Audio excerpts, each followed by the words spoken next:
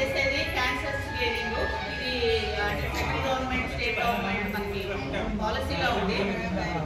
లోపల పరీక్ష చేయించుకోవడానికి కూడా ఎవరు కూడా ఇష్టపడరు లేడీ డాక్టర్ దగ్గరకు వస్తే. అందుకని షైగా ఫీల్ అవుతారు. కాబట్టి ఈ కార్సినోమా సర్విక్స్, ఆడవాళ్ళకి గర్భసంచి మూతి క్యాన్సర్ వచ్చే ఛాన్సెస్ బాగా పెరిగిపోయింది శాతము. దీన్ని అవేర్నెస్ ఎప్పటి నుంచో తీసుకొస్తున్నారు, కానీ ఎవరు కూడా ముందుకు రావట్లేదు. ఈరోజు మనం చేసేది ఏంటంటే బ్రెస్ట్ క్యాన్సర్, తర్వాత గర్భసంచి మూతి క్యాన్సర్ స్క్రీనింగ్. అయితే మామూలుగా ఎవరికన్నా మనకు చుట్టుపక్కల వాళ్ళకి బ్రెస్ట్కి సంబంధించిన మాసెస్ వచ్చిన పలానా ఆమెకి పక్కింటి ఆమెకి క్యాన్సర్ వచ్చింది అనగానే గబగబా భయపడి ఆ టైంలో బాగా మంది పేషెంట్లు వస్తారు. ప్రతి లేడీ డాక్టర్ దగ్గరికి నెలకు 10-15 మంది వస్తారు. మా ఇంటి పక్క ఆమెకు వచ్చింది క్యాన్సర్ అని వచ్చింది, మాది కూడా చూడండి మచ్చలాగా ఉంది, మాస్ లాగా ఉంది, భయపడి వస్తారు. అది కాదు, అసలు 45-75 సంవత్సరాల మధ్య క్యాన్సర్స్ వస్తాయి. కాకపోతే ఇప్పుడు ఉన్నటువంటి మనం తినేటువంటి అలవాట్లన్నీ కూడా 25 years 20 years వాళ్ళకి కూడా క్యాన్సర్స్ వస్తున్నాయి. కాబట్టి క్యాన్సర్ గురించి భయపడాల్సిన అవసరం లేదు. మనకు ఉన్నటువంటి బ్రెస్ట్ ఉన్నటువంటి మాసెస్ అన్ని కూడా క్యాన్సర్ ఉండవు, 80% నార్మలే ఉంటాయి. ఎప్పుడైనా నొప్పితో వచ్చే కూడా క్యాన్సర్స్ అవ్వవు. నొప్పి లేకుండా రాళ్ళలాగా మన చర్మానికి పట్టుకొని ఉంటాయి చూడండి, అవి క్యాన్సర్ గడ్డలు. మామూలుగా బ్రెస్ట్ చెక్ చేసుకోండి అని అంటారు కదా. ఎలా చెక్ చేసుకోవాలి? మనం స్నానం చేసడానికి వెళ్ళేటప్పుడు అద్దం అందరికీ డ్రెస్సింగ్ టేబుల్ మిర్రర్స్ ఉంటాయి. ఇలా చేతులు ఎత్తి చూసుకోవాలి, రెండు ఒకేసారి పైకి వెళ్తున్నాయా, రెండు నార్మల్ సైజ్ ఉన్నాయా, ఏమన్నా ఎర్రగా ఏమన్నా కనబడుతుందా, నిప్పులు ఏమన్నా లోపలికి వెళ్ళిందా, ఏమన్నా ఆరెంజ్ కలర్ మచ్చలు ఉన్నాయా, అవి చూసుకోవాలి. అవి బేసిక్ లేడీస్కి, అవి బేసిక్ అనమాట. వాటికి కూడా అన్నిటికీ భయపడదు. ఒక్కొక్కసారి చర్మం ఏంటంటే లోపలికి ఆరెంజ్ తోలు ఎండిపోయినట్టు వెళ్ళిపోతుంది కదా, అవి సింపుల్గా. తర్వాత ఏంటంటే మనము దీన్ని పాల్పేట్ చేసుకోవాలి. ఏం చేస్తారు? ఇలా పట్టుకొని ఇలా మాస్ని ఇలా చూస్తారు. బ్రెస్ట్ కూడా కండరం ఉంటుంది, ఆ కండరం అందరికీ గడ్డలాగా కనపడుతుంది. అలా కాదు చేసుకోవాల్సింది, ఇలా చూసుకోవాలి, రౌండ్గా చూసుకోవాలి, పైనుంచి కిందకు చూసుకోవాలి, ఇట్లా పైనుంచి కిందకు చూసుకోవాలి, అలా చూసుకోవాలి. ఏం చేస్తారంటే పక్కింటి ఆమెకి గడ్డ వచ్చి నేను ఇలా పట్టుకుని నాకు గడ్డలా కనపడుతుంది మాకు చెప్తారు, ఓపీలలో వచ్చేసి చెప్తారు. అయితే వచ్చిన ప్రతి గడ్డ కూడా క్యాన్సర్ గడ్డ కాదు, 80% నార్మలే.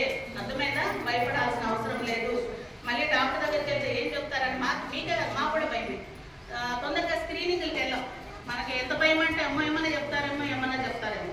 కాకపోతే 40 years నుంచి స్క్రీనింగ్ టెస్టులు, రొటీన్ బ్లడ్ టెస్టులు, ఏం మేడం వెళ్ళగానే ఎప్పుడు టెస్టులు అంటే కాదు.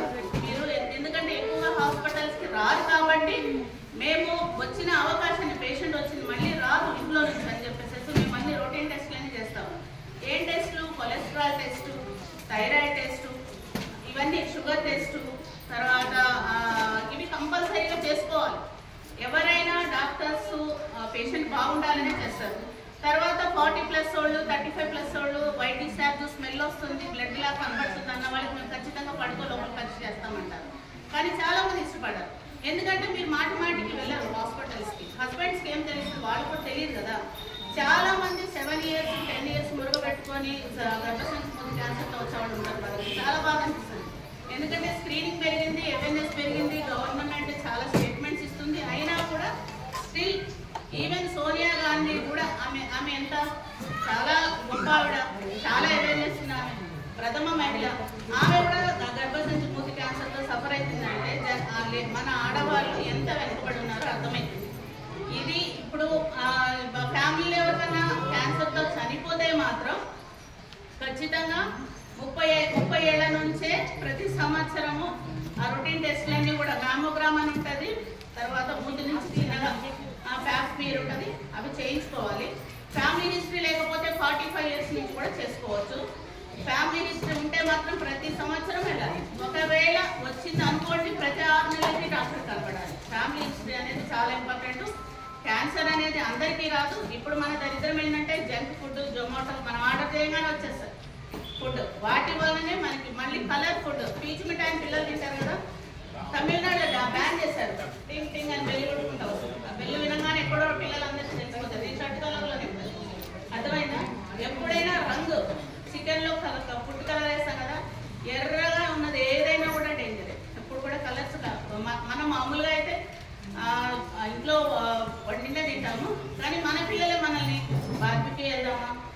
నూడిల్స్ తెచ్చుకుందామా. మనకు 60 ఏళ్ళు వస్తున్నా మన పిల్లలు మనం టెంప్ట్ చేస్తారు. ఎందుకంటే ఇప్పుడు జనరేషన్ మారిపోయింది. అందులో టేస్ట్ ఇంట్లో ఉండే దాంట్లో ఉండొచ్చు. 4 రోజులు వాడు ఇంట్లో తినగానే వెంటనే చికెన్ 65 తెప్పియావా.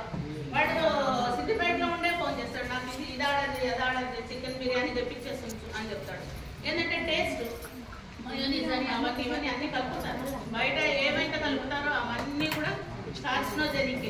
కాబట్టి ఇంట్లో ఫుడ్ తినడం బెస్ట్. 45 ఇయర్స్ నుంచి స్క్రీనింగ్కి వెళ్ళాలి, లోకల్ పరీక్షకి వెళ్ళాలి, బ్రెస్ట్ అనేది పాల్పేట్ చేసుకోవాలి, మాస్ వస్తే చూసుకోవాలి. మాస్ రాగానే క్యాన్సర్ అని భయపడద్దు. ఎక్కువగా క్యాన్సర్స్ వచ్చేది నేను చూశాను. వంశీమోహన్ నిన్న నేను ఇంటర్వ్యూ చూశాను. ఎక్కువ క్యాన్సర్తో చనిపోయే వాళ్ళు రోగంతో కాదట, టెన్షన్కి స్ట్రెస్కి నిద్ర పట్టక నేను చచ్చిపోతానేమో చచ్చిపోతాం.